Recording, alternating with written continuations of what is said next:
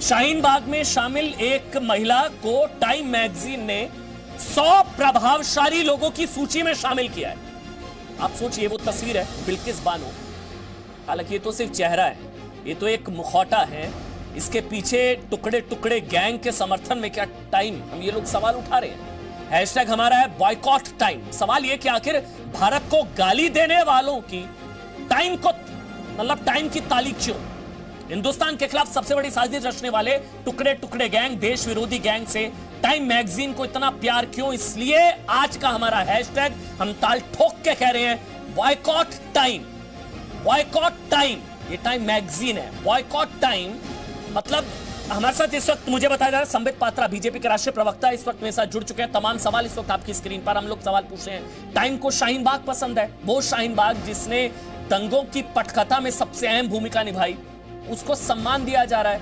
मतलब देश को गाली दीजिए, वहां ताली मिलेगी, देश का अपमान कीजिए, लोकतंत्र का अपमान कीजिए, वहां सम्मान मिलेगा। संबित पात्रा मेरे साथ इस वक्त जुड़ चुके हैं। मेरे साथ इफ्रा जान आपको नजर आ रही है, याना मीर चंदारी पॉलिटिकल एनालिस्ट है, आलोक मेहता सीनियर जर्नलिस्ट हैं, वो मेरे साथ हैं, और तनवीर अहमद भी आपको नजर आ रहे हैं। संबित पात्रा, ये लोग तो बैज ऑफ ऑनर मान रहे हैं उसको। मैं सुबह से ट्वीट देख रहा हूं, वो तो बता रहे हैं तो हमारे लिए बैज ऑफ ऑनर है कि टाइम मैगजीन ने हमको शाहीन बाग को जगह दे दी। देखिए अमन भाई, आपका आज हैशटैग है बॉयकॉट टाइम मैगजीन। उनको बॉयकॉट करने की आवश्यकता ही क्या है?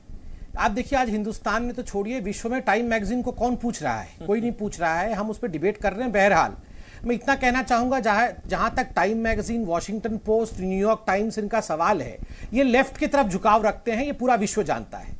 आप ये दादी की बात तो छोड़िए, चंद महीनों पहले जब अबू बकर अल बगदादी, उसको अमेरिका ने बम डाल के उसकी हत्या की थी और राइटफुली किया था, तो हेडलाइन क्या छपा था वॉशिंगटन टाइम्स में? वॉशिंगटन पोस्ट में हेडलाइन छपा था, the austere religious leader Abu Bakr al Baghdadi dies at 58। मतलब ऐसा जैसा कि बैठ के बेचारा अल बगदादी बड़ा कुरान पढ़ रहा था, धार्मिक काम कर रहा था, अचानक उसको हार्ट अटैक आया और वो मर गया। अरे भैया, वो आतंकवादी था, उसको मारा गया, और आप कहते हैं ऑस्टियर रिलीजियस लीडर डाइज। तो देखिए, ये आतंकवादियों को भी ग्लोरीफाई करते हैं। यहां तो दादी की बात हो रही है, मैं तो दादी को आतंकवादी भी नहीं कहूंगा। हां, दादी बेचारी तो सीएए का फुल फॉर्म भी नहीं जानती होगी, दादी तो जानती भी नहीं होगी सीएए क्या है। मगर जिस प्रकार 500 रुपए और चंद बिरयानियों के लिए यहां पर लोगों को भड़काया गया, और उसके बाद जिस प्रकार उन्मादी दंगे पूरे दिल्ली में फैलाए गए, ये पूरे विश्व ने देखा है। इसलिए अगर दादी को ग्लोरीफाई किया जाता है, दादी का दोष नहीं है। दादी के लिए जिन लोगों ने आर्टिकल लिखा है, राणा अयूब जिसने आर्टिकल लिखा है कि दादी is the sign of resistance in India, नहीं, she is the symbol of rights in India. अगर किसी की सिंबल है वो, ये शाहीन बाग किसी का सिंबल है, तो वो राइट्स है। ये वही शाहीन बाग है जहां हमारी बहन जो आज इफ्रा जहां बैठी हुई है, इफ्रा जहां के भाई सरजिल इमाम, खुद के भाई सरजिल इमाम ने कहा था, हमें आसाम को हिंदुस्तान से अलग कर देना है, हमें मलबा फेंक देना है, हमें रोड्स को काट देने हैं, 5 लाख मुसलमानों को उतार देना है, ताकि जो मुसलमान हैं वो इंडिया की आर्मी को आसाम तक पहुंचने से रोके, नॉर्थ ईस्ट तक पहुंचने से रोके। अगर हम ये करेंगे, हिंदुस्तान को टुकड़ों में काट देंगे, तो हम सक्सेसफुल होंगे। और याद रखिए, चाहे वो टाइम्स मैगजीन हो, चाहे वॉशिंगटन पोस्ट हो, चाहे न्यूयॉर्क टाइम्स हो, इनका मुख्य उद्देश्य है भारत को समझने बैठा था। संबित, मैं तो आलोक मेहता आपके पास आऊं, लेकिन उससे पहले इफ्रा जान, क्योंकि आपका नाम लिया गया, मेरे ख्याल से आप रिस्पॉन्ड करना चाहेंगी। एक कमेंट मैं आपका ले लेता हूं। बैज ऑफ ऑनर लग रहा है, मतलब देश को गाली पर अगर कोई दुश्मन ताली बजाएगा, या देश के अपमान पर आप लोगों को या उस लॉबी को सम्मान लग रहा है क्या? इफ्रा जान जी, पहले तो जो शाहीन बाग और दिल्ली जी, उम्मीद करती हूं आप मुझे वैसे ही बोलने देंगे जैसे आपने मेरे भाई संबित पात्रा को बोलने दिया। पहली बात, आप लोग बार बार कहते हैं कि दिल्ली के जो दंगे हैं वो शाहीन बाग से जुड़े हुए हैं। ये एक चीज है जो दुनिया मानने को तैयार नहीं है। बीजेपी की सरकार जितना भी डंडोरा पीटती रहेगी। दिल्ली पुलिस की चार्जशीट में टाइम्स मैगजीन जो है ये झूठा है, ये लेफ्ट विचारधारा से है।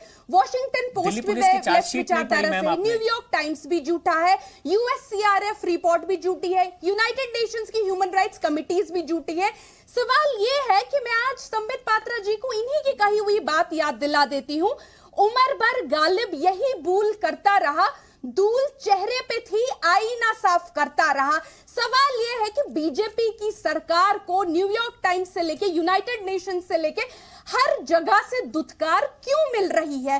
क्योंकि ये देख पा रहे हैं कि ना ये जीडीपी पे कुछ कर पाए, ना ये रोजगार पे कुछ कर पाए, और इन्होंने हमारे देश में जो नफरत फैलाई है सीएए एनआरसी के कानून को लेकर, फिर कपिल मिश्रा के खिलाफ इन्होंने कोई कार्रवाई नहीं की, इन्होंने अनुराग ठाकुर के खिलाफ कोई कार्रवाई नहीं की।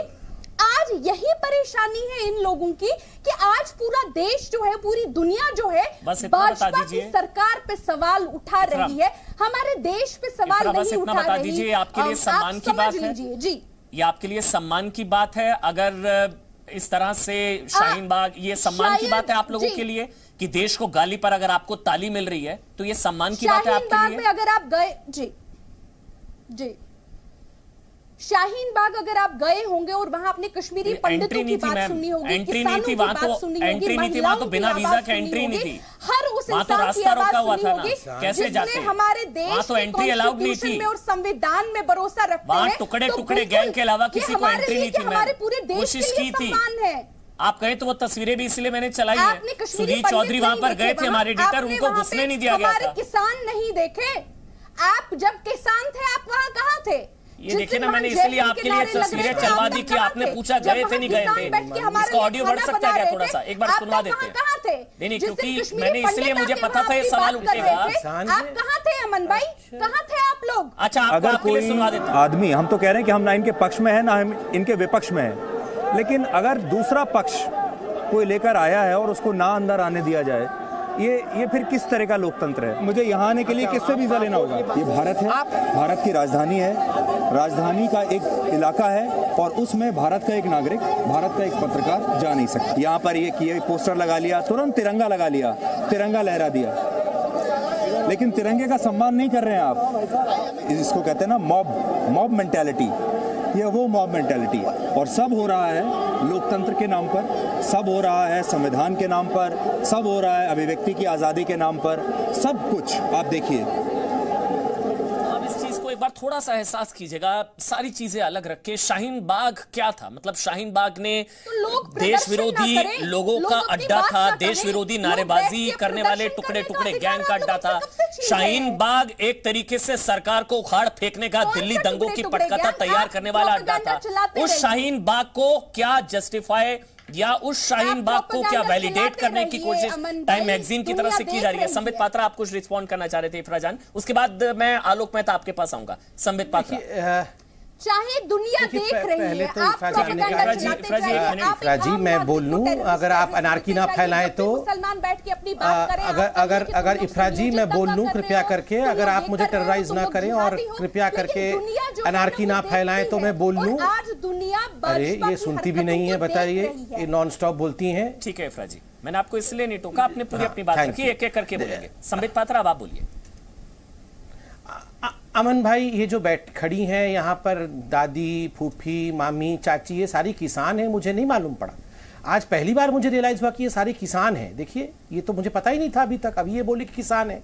दूसरी बात है, मैं इनकी बात से सहमत हूँ। मैं बहुत देर तक तो मैं सुनता रहा, फिर इनका जो एक वाक्य था, ये सारा झूठी है, झूठी, इन्होंने झूठी कहा। बिल्कुल, ये झूठन परोसा जा रहा है टाइम्स में, ये झूठन है। ये 5 पत्रकार है इंडिया में, मैं नाम नहीं बताऊंगा, वो आप भी जानते हैं कौन 5 पत्रकार है।